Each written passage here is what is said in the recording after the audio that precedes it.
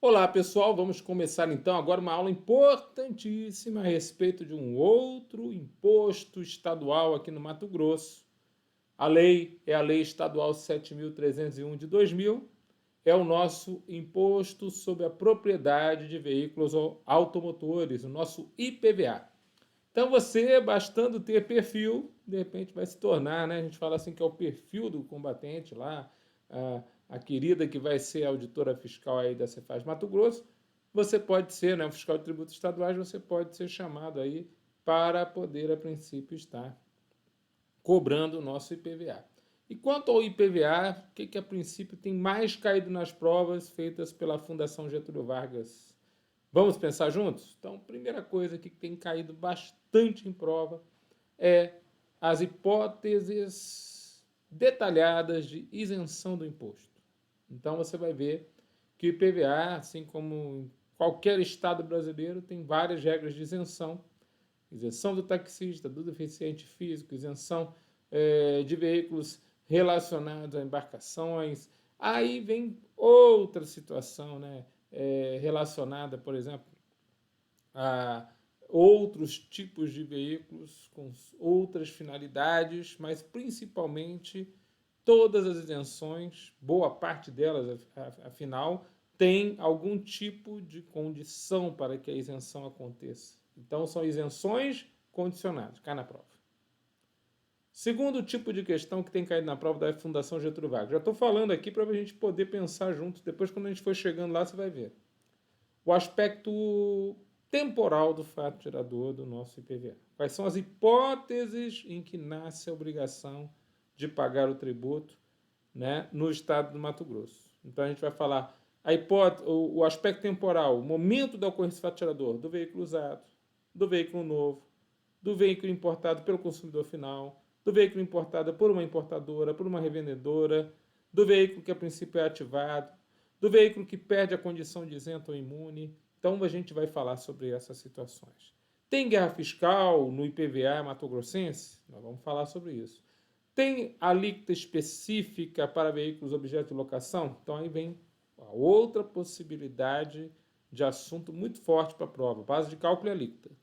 O aspecto quantitativo ou quantificativo do fato gerador do nosso IPVA. Então a gente vai ver se nós temos o IPVA sendo cobrado sobre motocicletas, sobre veículos de passeio, sobre aeronaves, sobre embarcações. E a grande pergunta é: o Estado do Mato Grosso respeita a jurisprudência do STF, dizendo que não deve ser cobrado IPVA sobre veículos aéreos ou marítimos? Ou ele não respeita e, a princípio, utiliza o entendimento da maioria de outros estados de que, a princípio, a Constituição prevê que o IPVA incide sobre qualquer veículo com motor? Então, também é outra pergunta que cai na prova dos senhores. Na verdade, então, na idade, com esses tópicos interessantes que a gente vai falando, a gente já vai lembrando assim quais são as matérias que mais têm caído em prova. Contribuinte do nosso IPVA é justamente o proprietário do veículo automotor, responsável tributário, aí a gente vai ver lá na nossa lei estadual. Então vamos lá estudar 7.301. Para isso, a gente tem que conhecer um pouquinho de outra lei federal que trata a respeito de veículos automotores. Essa lei federal é o nosso Código de Trânsito Brasileiro, a Lei 9.503 de 1997. O Código de Trânsito Brasileiro é um documento legal que define atribuições das diversas autoridades e órgãos ligados ao trânsito no Brasil, fornece diretrizes para a engenharia de tráfego e estabelece normas de conduta, infrações e penalidades para os diversos usuários deste complexo sistema. O que é um veículo automotor de acordo com esta lei federal? É todo veículo a motor de propulsão que circule por seus próprios meios e que serve normalmente para o transporte viário de pessoas e coisas ou para a tração viária de veículos utilizados para o transporte de pessoas e coisas. Ou seja, ou o veículo com motor ele transporta as pessoas e coisas, ou ele traciona, é como uma locomotiva e o vagão, né? Ele traciona algum outro veículo que transporta pessoas ou coisas. O termo compreende também os veículos conectados a uma linha elétrica que não circulam sobre trilhos, até os ônibus elétricos. O artigo 120 do Código de Trânsito Brasileiro fala: todo veículo automotor elétrico, articulado, reboque ou semi-reboque deve ser registrado perante o órgão executivo de trânsito do Estado ou do Distrito Federal, no município de domicílio ou residência do seu proprietário, na forma da lei. Ou seja, todo veículo automotor tem que ter registro. Esse registro é feito no DETRAN de cada estado, o DETRAN do Mato Grosso, nós temos registro, e está vinculado normalmente ao domicílio ou residência do proprietário, ao município do domicílio ou residência do proprietário. Então, daqui do artigo 120 do Código de Trânsito Brasileiro, nós já vamos entender que o veículo deve ser registrado onde está o domicílio do proprietário do veículo automotor. Tudo bem? Então, isso aqui vai ser trazido para a lei estadual mato-grossense. Bom, beleza. Agora, essa jurisprudência eu acho também interessante que a gente possa falar sobre ela. Vamos lembrar que nós temos uma prova discursiva pela frente. O tema IPVA muitas vezes é lembrado em provas discursivas da Fundação Getúlio Vargas. Se você não tem nenhum material que a princípio tenha mais de 140 questões discursivas da AGV com os seus espelhos de prova oficiais, eu reuni esse material lá no SOS Curso. Então você tem lá 145, agora já tem 146, mas agora depois do concurso da Cefaz Minas Gerais eu vou somar um monte de provas ali, também com os seus gabaritos oficiais, para a gente poder ir arrebanhando as provas, para a gente poder ter mais informações para vocês. Então, de acordo aí com esse material, né, que é um material que está um precinho bem legal para vocês, eu tenho aí, né, dividido por itens de um edital de direito tributário, mas tem lá a parte de ICMS, tem a parte de IPVA e tem a parte de TCD, você vai ver que a banca gosta bastante do IPVA. E aí ele fala, ó, quanto ao tema, é certo que a jurisprudência do Supremo Tribunal Federal firmou o entendimento de que a expressão veículos automotores, contidas no artigo 155, inciso 3, da Constituição Federal de 88, abarca apenas os veículos terrestres, de forma que não há autorização constitucional para que os estados estipulem incidência do IPVA sobre veículos aquáticos ou aéreos. O IPVA foi criado em substituição à TRU, Taxa Rodoviária Única, de modo que seus elementos conceituais, segundo um critério histórico, devem ser definidos em harmonia com os do tributo extinto. Ademais, a locução veículos automotores vem sendo usualmente empregada na legislação pátria para designar exclusivamente veículos de transporte terrestre e que a tributação de navios e aeronaves em textos constitucionais anteriores sempre foi referida de forma clara e inequívoca, o que leva à conclusão de que o Constituinte não teria se omitido se de fato desejasse que o IPVA se tornasse um imposto capaz de alcançar embarcações e aeronaves, recurso extraordinário com agravo 11.72327. Veja, estamos falando aqui de que, segundo o Supremo Tribunal Federal, o IPVA deve incidir somente sobre veículos rodoviários, porque ele é uma consequência de uma antiga taxa rodoviária única, aquela que tinha um selinho no espelho, no vidro, né, do carro, na frente do carro, né, do lado do carona. Só que, a princípio, aquela TRU deixou de existir, então nasceu o IPVA, então ele diz que é uma consequência. Só que os estados, muitos deles não têm esse posicionamento. Mato Grosso também é um que não tem esse posicionamento e acredita que qualquer veículo automotor, conforme a definição, inclusive, no Código de Trânsito Brasileiro, qualquer veículo automotor que, a princípio, transporta pessoas ou coisas, é o suficiente para ser tributado pelo nosso imposto. Tá certo? Então, é uma primeira discussão que a gente pode ter na nossa matéria. E a gente vai resolver isso, é claro, estudando a lei do imposto.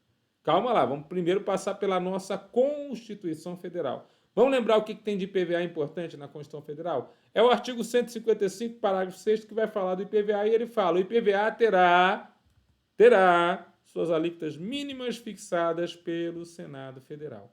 Temos isso hoje? Não temos. Nós não temos uma resolução do Senado Federal falando de alíquotas mínimas de IPVA.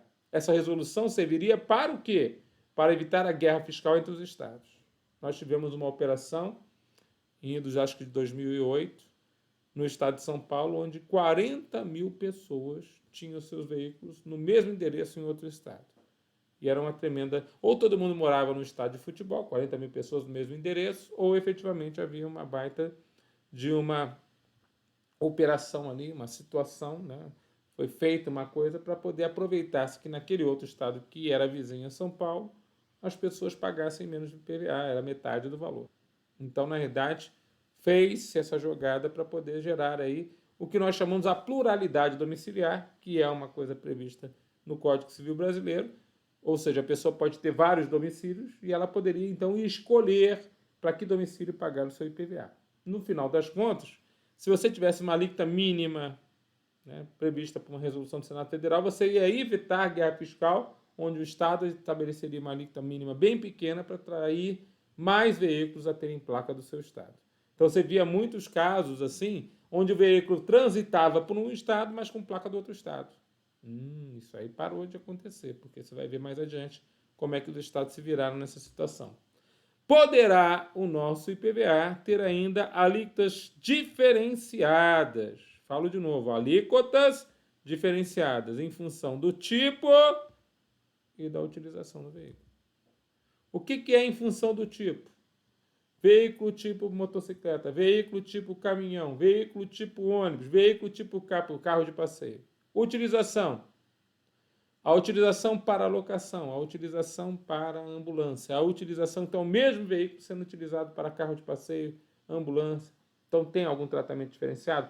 Se tiver, é permitido pela Constituição Federal. A própria Constituição prevê a possibilidade de diferenciação de alíquotas em função do tipo e da utilização. Já caiu em prova a diferenciação de alíquotas em função do IPVA, em função do veículo ser nacional ou importado. Isso não pode, né?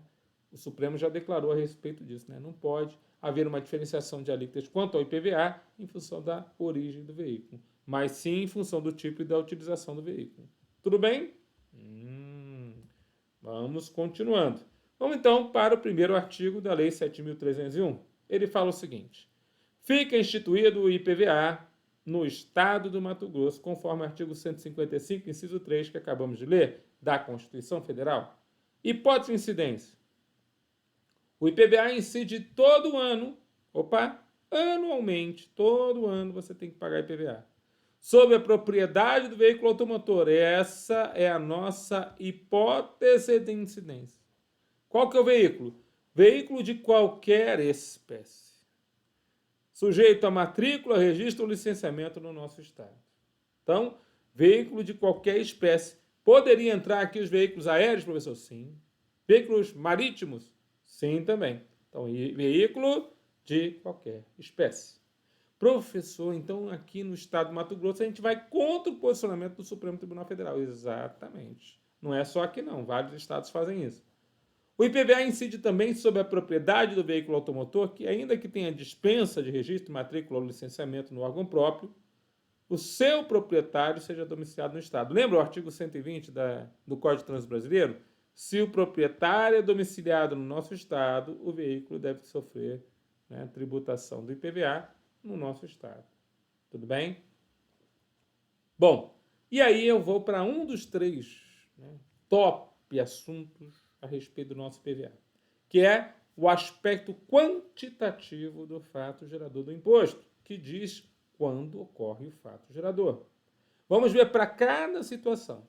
Por exemplo, o veículo é novo. Vou marcar aqui, ó, veículo novo.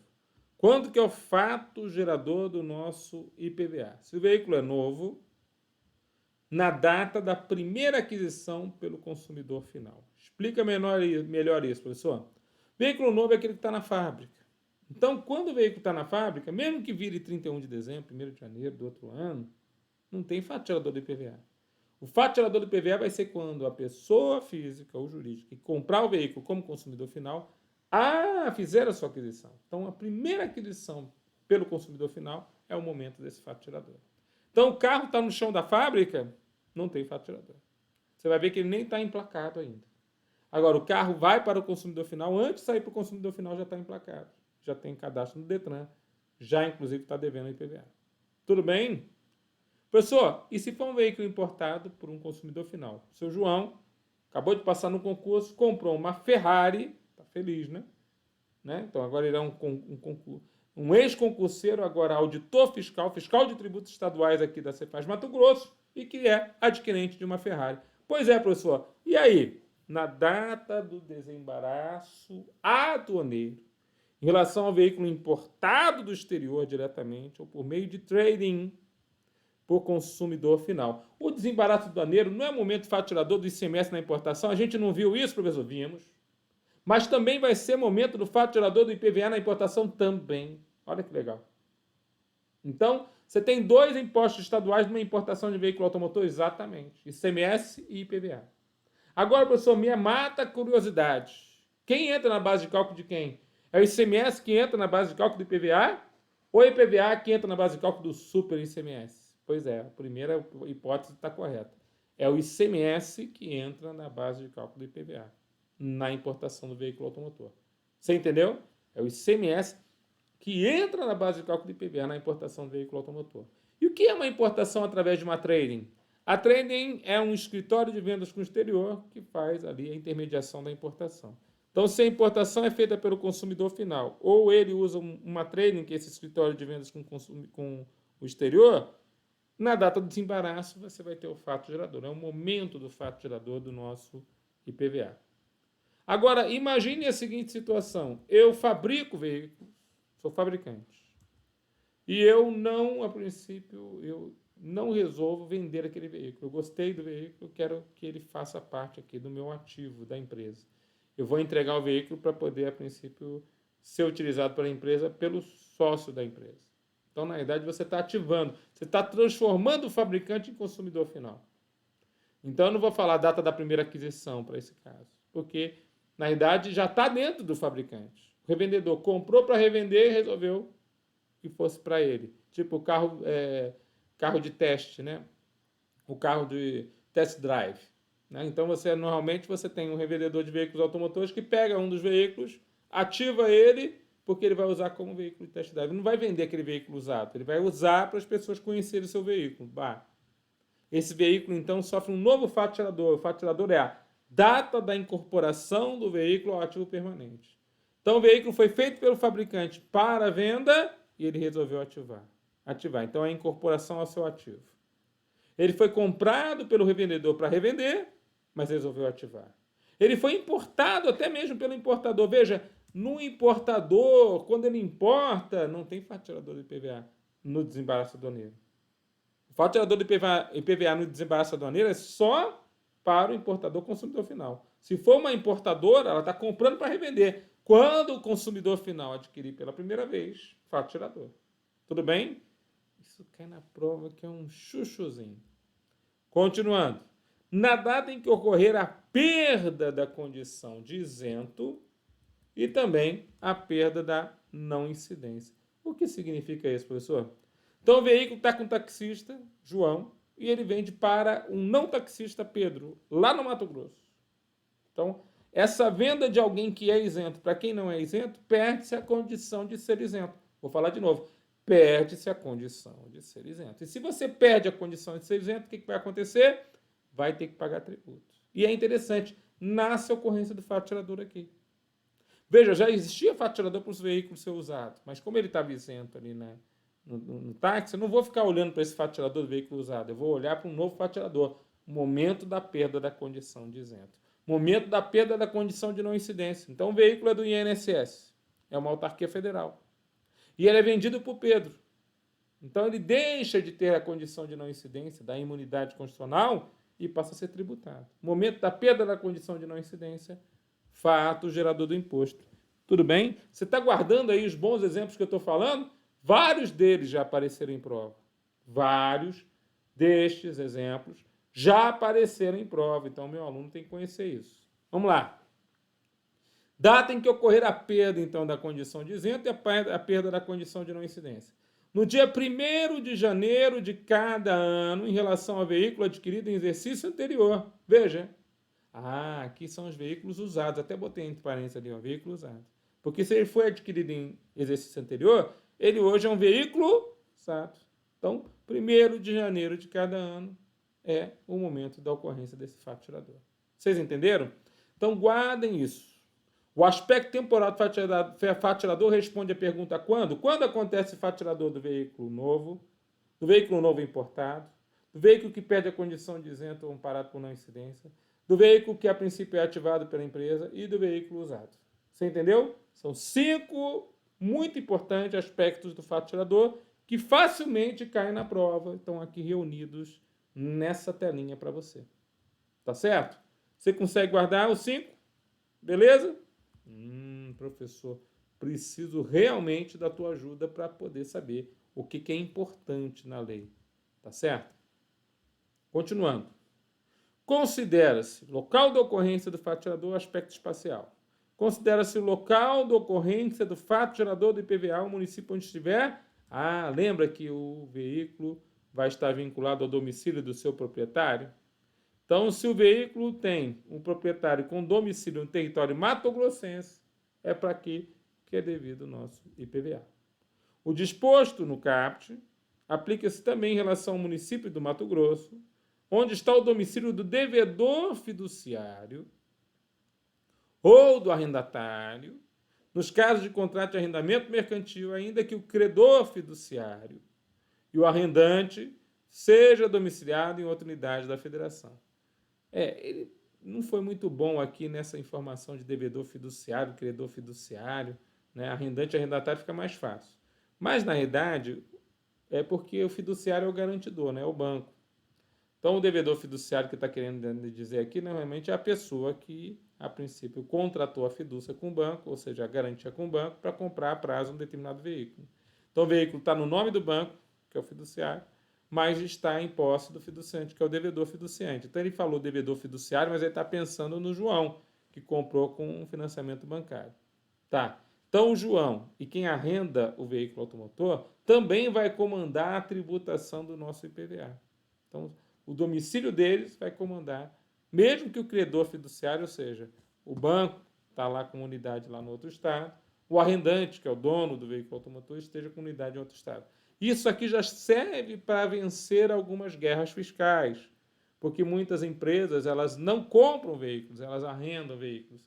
Então, elas têm um enorme número de veículos no seu pátio, todos arrendados, com placa de outro estado. Para evitar isso, eles colocaram essa regrinha no artigo 4º, parágrafo único, que eu não vou olhar para onde está o credor fiduciário ou o arrendante, mas sim para onde está o devedor e o arrendatário.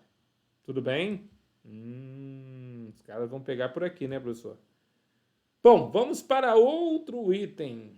E aí, é claro, a gente entra numa seara daquilo que eu falei para vocês. Às vezes, até cálculo do IPVA pode cair na prova. Base de cálculo vezes alíquota, né? Um imposto que facilmente é calculável, mas é importante que você conheça. Para você saber calcular o nosso IPVA, você tem que saber qual que é a base de cálculo.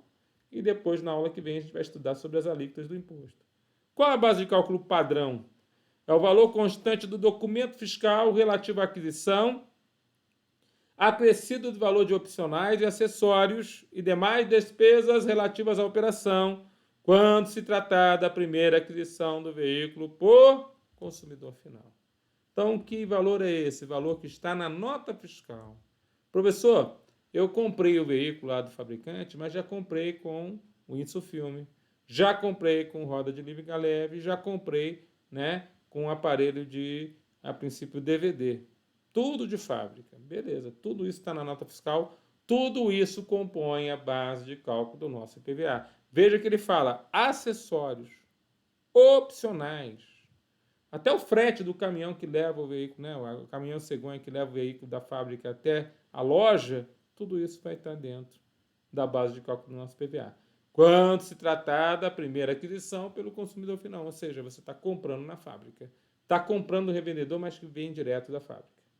Agora, se você vai comprar numa importação, é claro que você vai levar em conta para a base de cálculo qual que é o valor que está no documento da importação. Por isso que ele fala, a base de cálculo vai ser o valor constante no documento de importação. Normalmente a DI, né, a declaração de importação, ou a do INPE, né, o documento único de importação, acrescido do valor do tributo incidente e de qualquer despesa decorrente da importação. Então, veja, entra o II e outras despesas decorrentes de importação, ainda que não pago pelo importador, mesmo que ele ainda não tenha pago.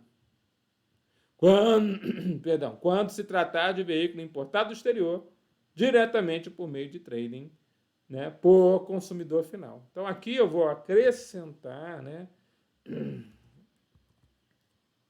ICMS também. Então, regra geral, ICMS vai entrar também nessa base de cálculo do imposto IPVA na importação do veículo automotor, tá bom? Valor do custo de aquisição ou de fabricação, o custo que a princípio foi feito para você fabricar o determinado veículo, constante de documento relativo à operação, quando se tratar de incorporação de veículo ao ativo permanente do fabricante, do revendedor ou do importador. Então, custo de aquisição ou fabricação também vai entrar nesta situação. Veja que aqui eu vou falar de custo porque ele não foi um carro que foi pensado para venda. Ele não foi pensado para ativo, ele foi pensado para vender. Então, o custo de fabricação dele é conhecido. Só que eu vou usá-lo. Então, eu estou ativando aquele veículo que eu fabriquei para vender. Então esse custo de fabricação vai ser a nossa base de cálculo. Tá bom? Bom, continuando. Outra base de cálculo interessante. Somatório de valores constantes de documentos fiscais relativo à aquisição de partes e peças e também de serviços prestados quando se tratar de um veículo montado pelo consumidor ou por conta e ordem deste. Então, tem veículos que o próprio consumidor monta. Então, as partes e peças são somadas pelas notas fiscais, não podendo o somatório ser inferior ao valor médio de mercado. E no caso de veículos usados? Veículos usados eu vou pegar o valor médio de mercado, divulgado através de uma tabela elaborada pela própria Cefaz, na forma indicada em regulamento, quando se tratar de veículo adquirido em exercício anterior, observando no mínimo o seguinte: se o veículo é aéreo, e aí você tira a dúvida, incide IPVA no estado do Mato Grosso, é veículo aéreo. Você vai saber quem é o fabricante, qual o modelo e qual o peso de decolagem. Se o veículo é aquático, aí a gente já sabe que o IPVA também incide sobre veículos aquáticos em Mato Grosso. Você vai saber a potência do motor, o comprimento, o tipo de casco e o ano de fabricação. Se o veículo é terrestre, nós vamos saber também se o veículo é terrestre. Você vai saber a marca, o modelo, a potência, a espécie ou o ano de fabricação. Então, tudo isso está dentro do nosso IPVA com seu valor médio de mercado. Tá legal, pessoal? Então, esse valor médio de mercado é dado através de tabela da própria Cefaz. É claro que a Cefaz, provavelmente, ela consulta outros órgãos para poder, a princípio, fazer essa tabela. Como a gente tem a tabela FIP, por exemplo, a tabela do Secretaria da Fazenda leva em consideração dados dos fabricantes, dados dos usuários e assim por diante. A tabela discriminativa do valor médio de mercado deve ser publicada até 31 de dezembro do exercício anterior.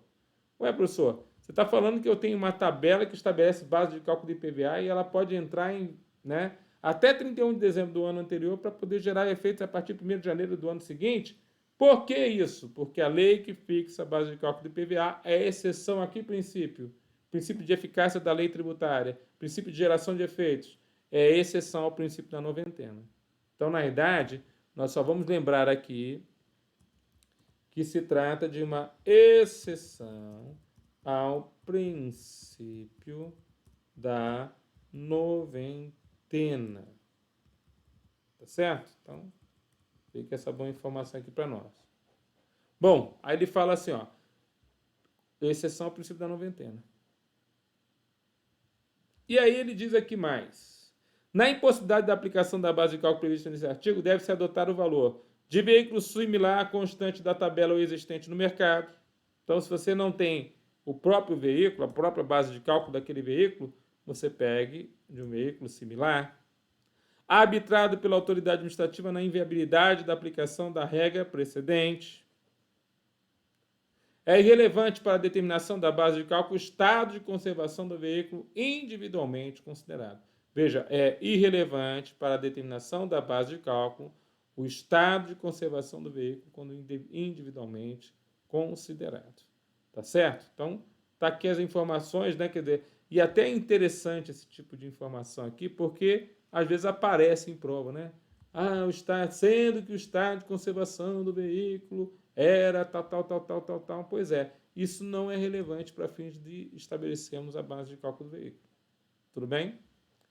Nas situações em que for constatada uma notória redução dos preços médios de mercado vigentes entre o mês de setembro e de dezembro, poderá, então, o Poder Executivo, excepcionalmente, autorizar a redução dessa base de cálculo. Então, já aconteceu isso, O IPVA, por exemplo, ele tem a ver com o valor do veículo automotor. E aí houve uma baixa do IPI dos veículos novos.